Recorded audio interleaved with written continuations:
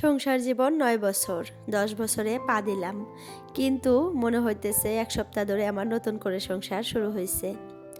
Hello everyone, আসসালামু আলাইকুম। আমার প্রিয় আপুরা, তোমরা কেমন আছো? আশা করি সবাই ভালো আছো। আলহামদুলিল্লাহ, তোমাদের দোয়া এবং আল্লাহর অশেষ রহমতে আমিও ভালো আছি। নাজনীন ব্লগ চ্যানেলে আরও একটা নতুন ভিডিও দেখার জন্য তোমাদের সবাইকে স্বাগত জানাইতেছি। আশা করি বরাবরের মতো আজকের ভিডিওটা আপুদের কাছে ভালো লাগবে। যদি ভালো লাগে প্লিজ একটা লাইক দিয়ে আমার পুরো ভিডিওটার সাথে থাকার অনুরোধ রইল। যদি কেউ নতুন আসো আমার চ্যানেলে, প্লিজ চ্যানেলটা সাবস্ক্রাইব করে অল নোটিফিকেশনটা ক্লিক করে রাখো। এতে করে যখনই আমি একটা নতুন ভিডিও আপলোড করব তোমাদের মোবাইলে নোটিফিকেশন পৌঁছে যাবে আর সময় করে তোমরা আমার ভিডিওটা দেখতে পারবা। তো যাই হোক, সকালে থেকে আজকের ভিডিওটা শুরু করলাম। তো সকালে ঘুম থেকে উঠে বাইরের ভিউটা একটু দেখাইলাম, আর ছেলে দেখো ব্রাশ করে নিল আর মুখটাও ধুয়ে নিল। এখন একটু গরম পানি খেয়ে নিবে। আর সকাল তো এটা আমাদের রুটিন, সকালে উঠে 1 গ্লাস করে আমরা গরম পানি খাই, কুসুম গরম পানি। তো এটা খাইলে কিন্তু অনেক আরাম পাওয়া যায়, এটা আমি আগেও বলছি, আজকেও বলতেছি। তো প্লিজ আপুরা, তোমরাও ট্রাই করে দেখো। 1 সপ্তাহ তোমরা একটু রেগুলার গরম পানি 1 গ্লাস করে সকালে খালি পেটে খেয়ে দেখো। তোমাদের স্কিনও অনেক ভালো হবে, আবার পেটটাও পরিষ্কার থাকবে। বেশি খেতে হবে না, যে যতটুকু পারো ততটুকু খাবা। এটা অনেক ভালো একটা আর কি কাজ দেয় এই পানিটা, সকাল সকাল গরম পানি খাওয়াতে। তো আমি কিন্তু চিয়া সিড অনলাইন থেকে অর্ডার করে এনে রাখছি, তারপরে আলমন্ড, এগুলো কিন্তু আমি ভিজিয়ে রেখে খেতে পারি। কিন্তু আমার কি হয় বলো তো, মনে থাকে না, মানে অভ্যাস নেই। তোমাদের ভাইয়া কতদিন খাইছিল, এখন আবার খায় না। তো ওর সাথে সাথে আমিও মানে কিছুদিন খেতাম, কিন্তু এখন ও খায় না। ওই যে আমারও আর মনে থাকে না যে একটু ভিজিয়ে রেখে আমি সকালে ওইটা খাই। ওইটা খেলে কিন্তু আরও ভালো, ওটা কিন্তু শরীরের জন্য অনেক ভালো। চিয়া সিড, আলমন্ড, এগুলা সকালে খালি পেটে খেতে হয়। আসলে আমরা মানে ওরকম মানে অভ্যাস তো না, মানে সকাল উঠে মনে হয় যে কোনটা রেখে কোনটা কাজ করব, কাজে কর্মে এত পরিমাণে ব্যস্ত হয়ে যাই, এগুলো আর মানে মনে থাকে না। আর রাতে এত তাড়াতাড়ি করে সব কিছু করে মানে ঘুমাইতে হয়, প্রায় 11টার মতো বেজে যায়। আমার মেয়ে তো অনেক কান্নাকাটি করতে থাকে, ছেলেটাকে পড়ায় যেহেতু আর এক্সাম শুরু হয়ে গেছে, আবার মেয়েটাকে খাওয়াইতে হয়, ছেলেটাকে ভাত দিতে হয়, মানে অনেক কাজই থাকে রাতেও। তো সেখানে আর না অন্য কাজ করতে ইচ্ছা করে না, মানে মনেও থাকে না, করতে ইচ্ছাও করে না। তো যাই হোক, আজকে কিন্তু রেগুলার ভিডিওর মতো, মানে আজকে রেগুলার আমি তোমাদের সাথে যে ব্লগ স্টার্ট করছিলাম, রেগুলার মানে ব্লগ দিছিলাম, ওই টাইপেরই আজকে একটা ব্লগ দিব নতুন বাড়ির থেকে। মনে হয় তোমাদের কাছে ভালো লাগবে। তো যাই হোক, তোমরা কিন্তু সবাই আমার নতুন বাড়ির হোম টিউর চাইতেছো, মানে রুম টিউর চাইতেছো। তো আমিও কিন্তু অনেক মানে করে আসি যে তোমাদের অনেক তাড়াতাড়ি আমি আমার ঘরটা মানে দেখাবো, কিন্তু ভালো করে এখনও গুছিয়ে তুলতে পারি নাই, সাজিয়ে তুলতে পারি নাই। কি দেখাবো আমি বুঝে উঠতে পারতেছি না। ভাবতেছি মানে পর্দাগুলো লাগানোর পর মানে দেখাবো, পর্দাগুলো না লাগানোর জন্য কেমন জানি ভালো দেখা যায় না। তো তার জন্য কিন্তু আমি তোমাদের সাথে শেয়ার করতে পারতেছি না। আর তো ঘরের মধ্যে নতুন কিছুই এখনো আনা হয় নাই, সোফাটা অর্ডার দেওয়া হয়েছে, এখনও বানানো হয় নাই। তো এটা মনে হয় ঈদের আগে আগে আসবে, আর যখন আসে তোমাদের সাথে তো শেয়ার করবই। তো যাই হোক, এর মধ্যেও কিন্তু আমি সোফা যে বানাইতে দিছে সেখানে যাব ভাবছি তোমাদের ভাইয়ার সাথে। আমার ছেলের এক্সামটা শেষ হলেই আমি যাব, তোমাদেরকেও কিন্তু দেখাবো কোথায় আমাদের সোফা বানাইতে দিছে আর কেমন কেমন ধরনের সেখানে কালেকশন আছে, সেগুলো কিন্তু আমি তোমাদের সাথে শেয়ার করব। তো যাই হোক, দেখো আমি সকালে উঠে দুপুরের জন্য রান্নাটা বসিয়ে দিছি, বেগুন আলু টমেটো দিয়ে মাছ দিয়ে রান্না করতেছি, আর এপাশে চাও রেডি করতেছি। আর এই যে দেখো কি হয়ে গেল, আমি চাটা বসিয়ে দিয়ে ছেলেকে পড়ার জন্য দিয়ে আসতে গেছিলাম। এদিকে আমি চাটা যে একটু কমিয়ে রেখে যাব এটার মনে নাই, একদম বাড়িয়ে রেখে গেছিলাম, আর চাটা উতলিয়ে একদম গ্যাসটা দিয়ে ছেঁড়া বেড়া হয়ে গেল, একদম কেমন দেখা যায়। তো সাথে সাথে ধুয়ে নিলাম পরিষ্কার করে, নইলে তো ভালোই লাগবে না। আর এই পাশে দেখো আমি পিঠা বানাইতেছি। এটা যে কি পিঠা কি বলবো, মানে নামই দিতে পারতেছি না, কারণ সুজি, তারপর সুজি দিয়ে নাই, ময়দা আটা দিয়ে চিনি দিয়ে লবণ দিয়ে কালো জিরা দিয়ে বানাইতেছি আর কি। তেল পিঠাও বলা যায় না, আবার তেল পিঠার মতো হয়ও নাই, কিন্তু ওই রকমই টেস্টটা লাগছে, কিন্তু হয় নাই সেম টু সেম। তেল পিঠার মধ্যে একটু সুজি দিলে আরও ভালো হয়। তো যাই হোক, হয়তো গোলাটা পারফেক্টলি আমি গুলতে পারি নাই, তার জন্য এরকম হইতেছে। কিন্তু আপনারা বিশ্বাস করো, এত মুচমুচে হয়েছিল পিঠাটা। তেল পিঠা তো একদম কেমন জানি ড্যাম ড্যাম হয়ে যায়, কিন্তু এই পিঠাটা অনেক মুচমুচে হয়েছিল। আর এই যে দেখো, পিঠা বানাইতেও আমার সাথে একটা অঘটন ঘটে গেল। এই পিঠাটা রেখে আবার ছেলেকে আর কি পড়া বলে দিতে গেছিলাম, মানে এক্সাম শুরু হয়ে গেছে, তোমরা তো জানোই কত কেয়ার করতে হয় বাচ্চাদেরকে। পড়া মানে পড়িয়ে দিতে গেছিলাম, একটা পায় না, এসে দেখি পিঠাটা পুড়ে ছাই হয়ে গেছে। কি আর করার, যেটা কপালে থাকে আর কি। তারপরে এই যে পিঠাগুলো একটা একটা করে সবগুলা ভেজে নিলাম, অনেকগুলা পিঠাই হয়ে গেছে। আমরা এই পিঠাটা দিয়েই আর কি সকালের নাস্তাটা করবো আজকে। আর এদিকে দেখো অনেকগুলা বাসন জমা হয়ে গেছে। আমি কিন্তু বাসনে বেসিনে আর কি ধুই না, মানে সকালের বাসনগুলা, সকালে যতগুলা বাসন জমা হয় রান্না বান্নার পর চা খাওয়ার পর সব বাসন আমি গামলার মধ্যে ভর্তি করে রাখি। এই গামলাটা ধরে কলপাড়ে নিয়ে যাই, মানে ওই পাশে নিয়ে যাই। ওই পাশে তো একটা ট্যাপ আছে, সেখানে একদম পরিষ্কার করে ধুয়ে নিয়ে আসি। আর এখানে কিন্তু ধুই না। তো যাই হোক, এই যে ট্যাপটা দেখো কত সুন্দর, টেনে টেনে নিয়ে চারপাশে ধোয়া যায়। আর 3-4 রকমের আর কি পানি বের হয় কিন্তু ট্যাপটা দিয়ে। আজকে একটু ভাবছি তোমাদেরকে দেখাবো, মানে এটা টেনে টেনে স্পিড বাড়িয়ে তারপরে কিন্তু মানে সিঙ্কটা ভালো করে পরিষ্কার করে ধোয়া যায়। আর একটা কিন্তু ঝিরিঝিরি করে পানি পড়ে, আবার একটা আস্তে আস্তে করে পানি পড়ে, মানে 3-4 রকমের হয় ট্যাপটাতে, অনেক সুবিধা আছে। কিন্তু কি হয় বলো তো, একটু মানে স্লোলি পানিটা বের হয়, তো কাজ করতে একটু সমস্যা হয়, কিন্তু পানি অত নষ্ট হয় না এটাই।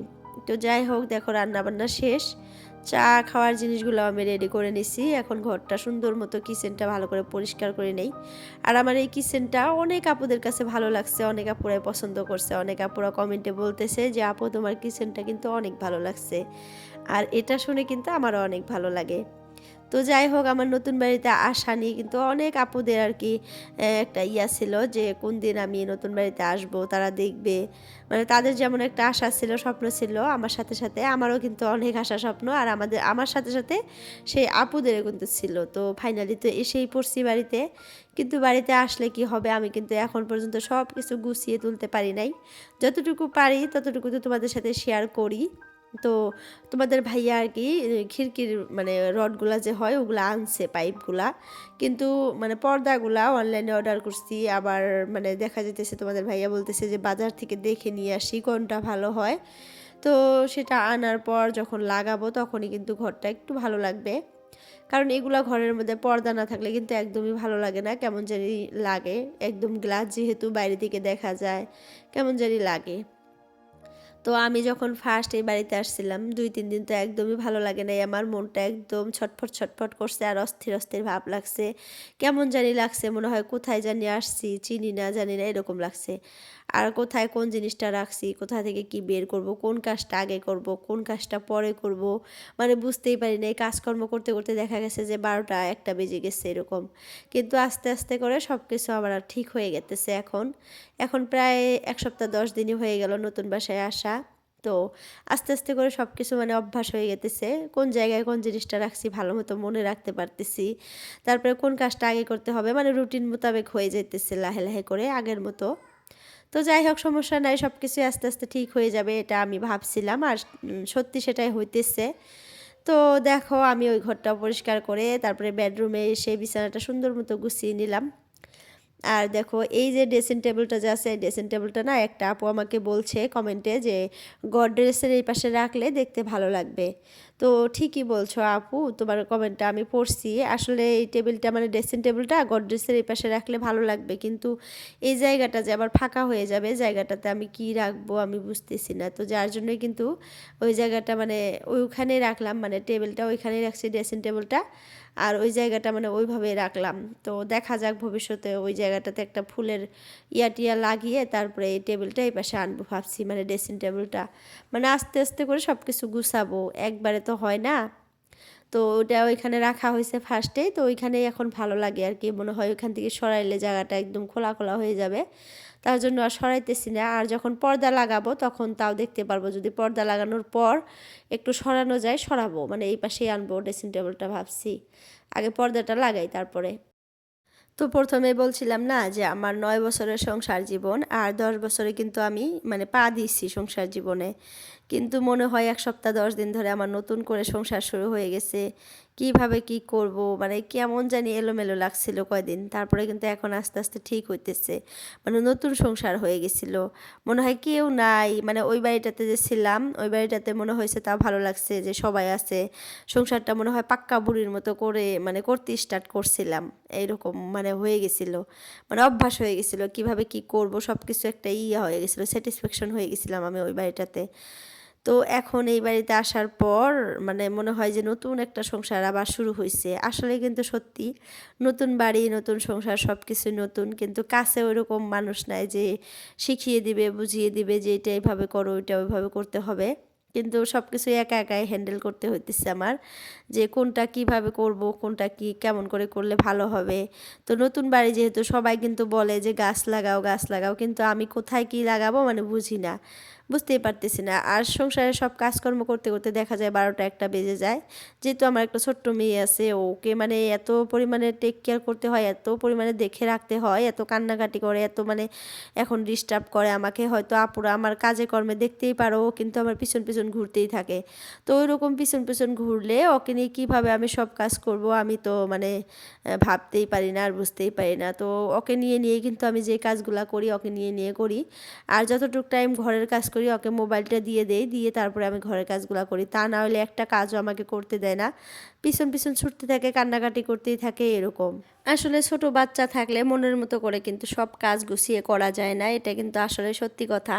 মানে নিজে যেভাবে আমি কাজ করতে চাই যে এটা এখন করব, ওইটা মানে এখন করব, মানে এইভাবে করব, ওইভাবে করব, ওই কাজটা তখন করব, মানে সময় যদি আমি বের করিও তারপরেও দেখা যায় যে হয় না। বাচ্চা কান্না করে, এটা করে, ওটা করে, মানে ওর জন্য মনে হয় যে আমার সব কাজকর্ম মানে এলোমেলো হয়ে যায়। তো যাই হোক, এরকম তো থাকবে না সারা জীবন, একটু কয়দিন গেলেই আবার বুঝবে, বড় হয়ে যাবে। দেখতে দেখতে কিন্তু আমার মেয়েটা অনেকটাই বড় হয়ে গেছে, কিন্তু তারপরেও এখন বুঝে না, কেমন জানি অবুঝ হয়ে গেছে। 2 বছর হয়ে গেল প্রায় আমার মেয়ের, ফেব্রুয়ারি 11 তারিখ আসলে 2 বছর হয়ে যাবে। কিন্তু আরও একটা বছর লাগবে ওর সব কিছু বুঝতে আর কি ভালো করে।